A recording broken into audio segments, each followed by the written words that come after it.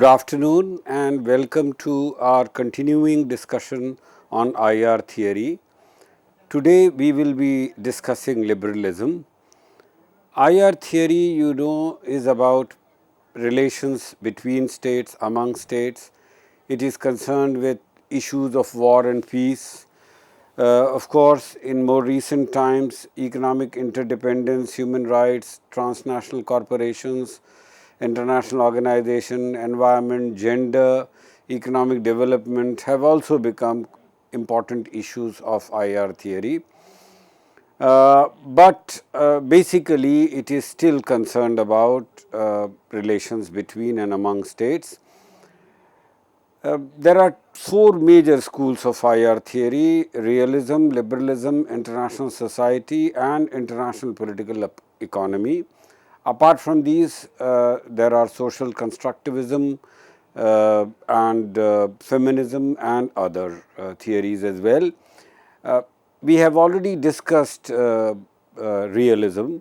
Realism, which basically has a pessimistic view of human nature, which basically believes in conflictual nature of state-to-state relations, which believes that in the international arena there is anarchy, and the foremost concern of all states is national security and state survival.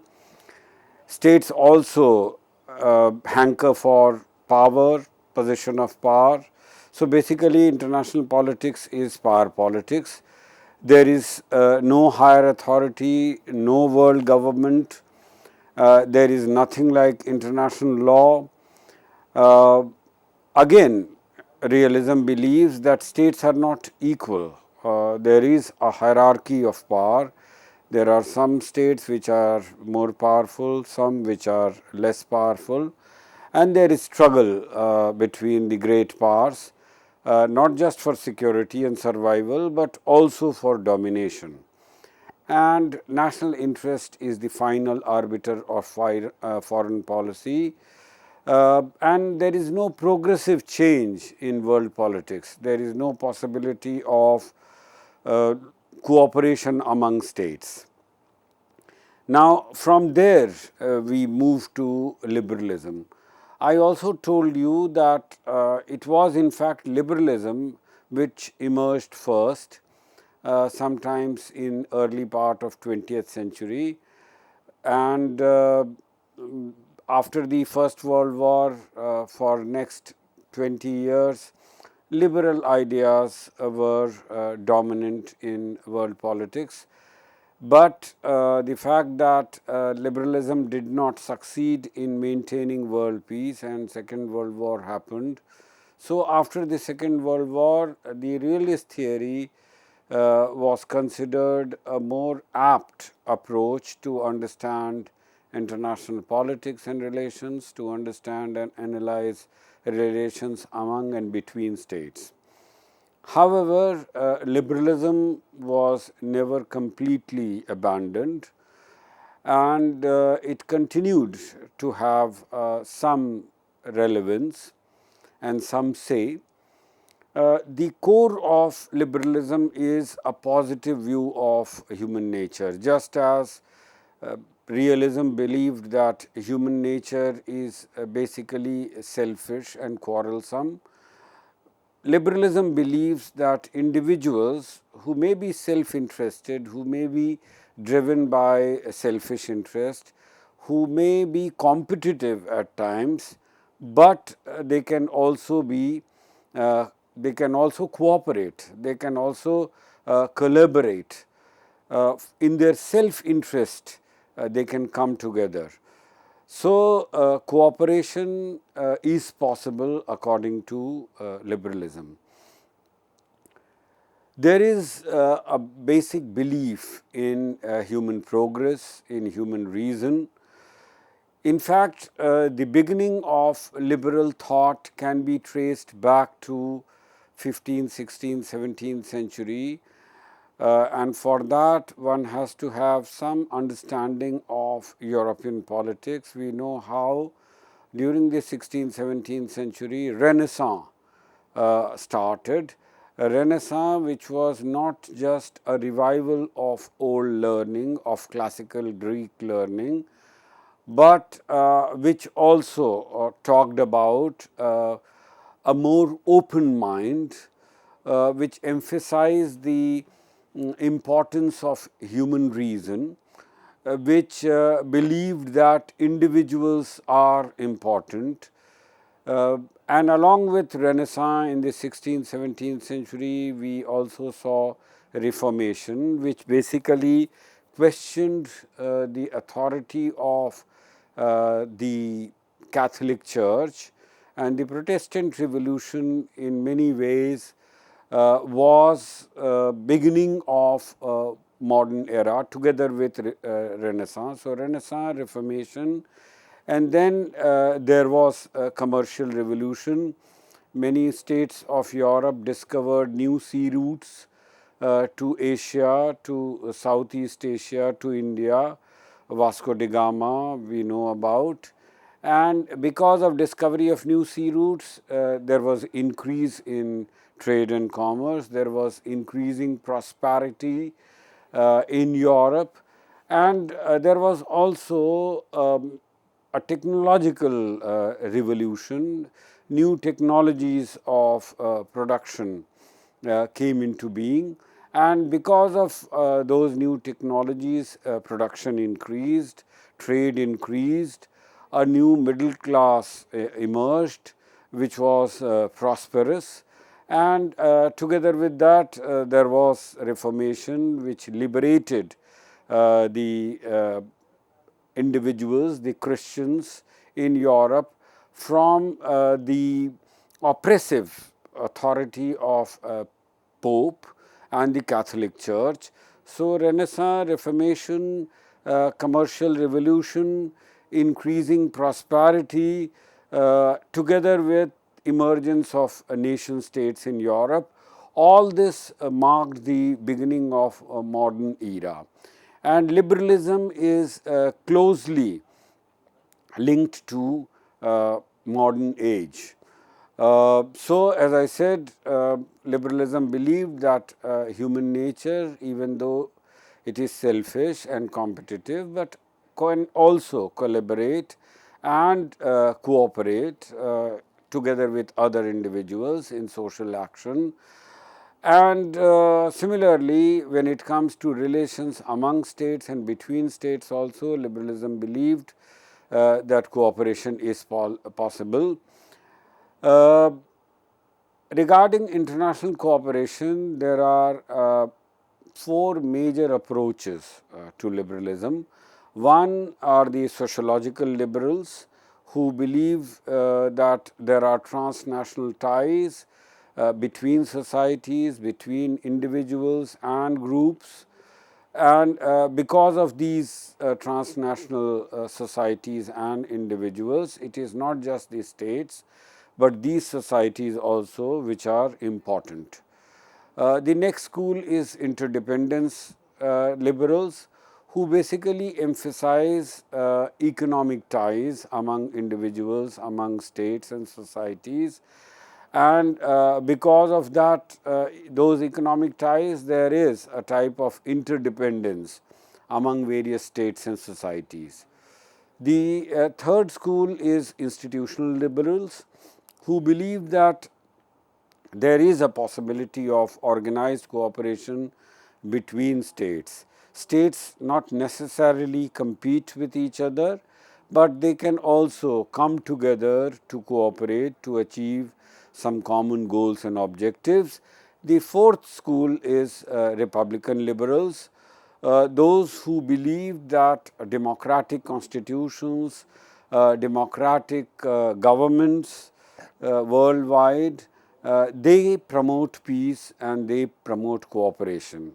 So, they acknowledge the possibility of coming together and cooperation among democratic states, democratic constitutions. Some of the basic liberal assumptions, we can talk about their belief in human progress. The entire modernization project, which as I said, started sometimes in the 16th, 17th century with new technologies, with scientific revolutions, with more efficient forms of production and emergence of capitalist economy where material welfare and well-being of the individual became important.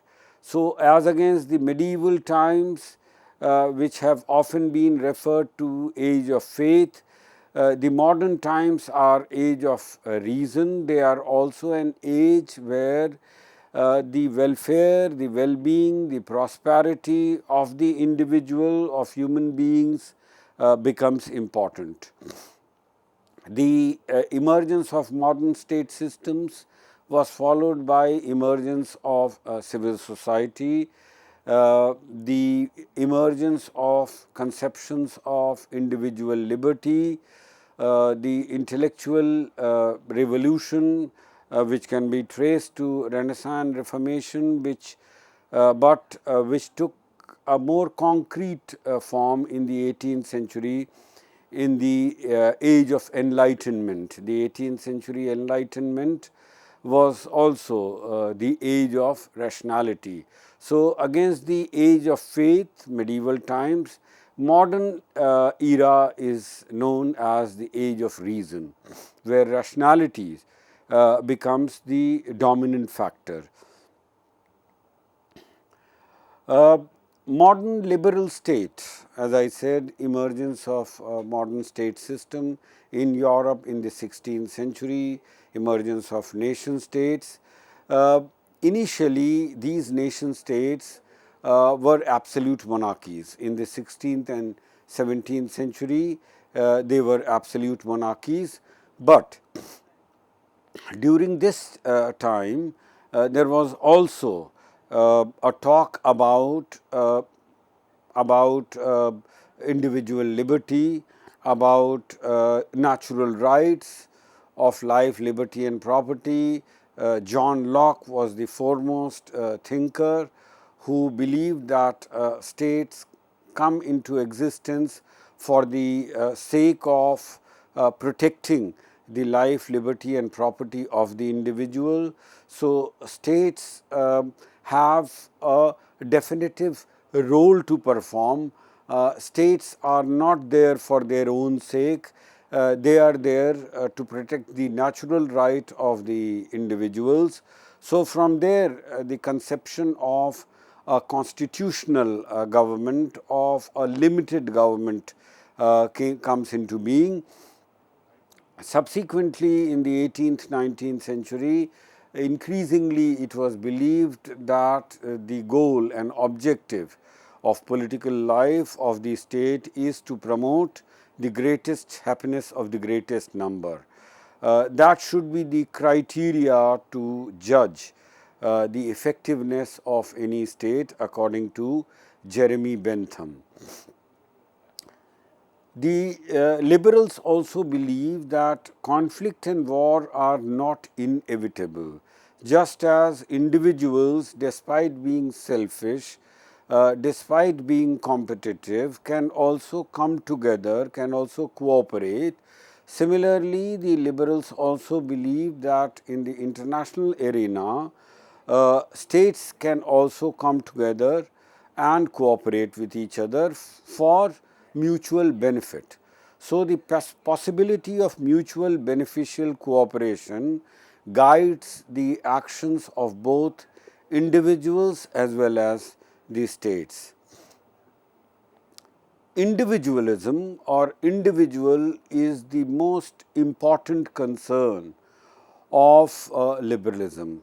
With the emergence of modern era, as I said, the impact and the influence of medieval authority, whether it is the authority of the Christian Church, the Catholic Church, or the authority of the Holy Roman Emperor. Subsequently, in the 16th, 17th century, there were absolute monarchs, but by 18th century, the power and the authority of absolute monarchs was challenged, and the individual became the most important concern. As one writer says, man is the measure of all things. So, individual's problem, his concerns, his well-being, his prosperity, his or hers, her prosperity, her well-being, her natural rights, they are the foremost concern of politics and of the state. By 18th century, the idea of constitutional states, in fact, even before 18th century with glorious revolution in 1688 in England, the idea of a limited government, the idea of parliamentary supremacy came into being, and from there emerged the idea of limited government and constitutional states. Constitutional states which recognize and respect the right of the individuals, the natural rights, and also respect each other. The rational interest of the constitutional states make them adhere to international law. So, the idea of international law emerged in the writings of Bentham, who believed that the rational interest of constitutional states, of legal states, makes them, goads them into the direction of international law. There was another thinker during the 18th, 19th century, Immanuel Kant, who talks about republics, constitutional states or democratic states, in the words of Immanuel Kant, are republics. And he also believes that as more and more states become republics, it will eventually lead to perpetual peace. Perpetual peace, because these republican states, which are guided by law, which are limited in their authority, they do not fight with each other, and there is a possibility of peace among such republican states. So, this is how we have seen the emergence of liberalism in modern times, which was accompanied by many developments, especially in Europe, beginning from the 16th century, even 15th century onwards. First, there was a Renaissance, which was a revival of ancient Greek learning, but which also led to a critical approach to human affairs, which promoted rationalism and rationality. Around the same time, there was Reformation, which challenged the authority of the Catholic Church and the Pope's authority. Many Protestant religions were born who disputed the authority of Pope and the Catholic Church as an intervening force or authority between the individual and the God. So, Reformation played its own role in undermining the authority, the absolute authority of the church, and thereby liberating the individual. There were other developments, as I said. First, there was the emergence of nation states, which during 16th, 17th centuries were all powerful absolute monarchies, but by the end of 17th and 18th century, there was increasing challenge to the authority of the absolute monarchs. The Glorious Revolution, and subsequently in the by the end of 18th century, there was French Revolution, which overthrew the ancien regime in Europe, in France, and subsequently in after 1790, the Bill of Rights was the fundamental rights of the individuals was accepted. I also said and told you how in the writings of John Locke, the idea of a limited government, of a constitutional government, the idea of natural right of individuals, the right of life, liberty and property was propagated.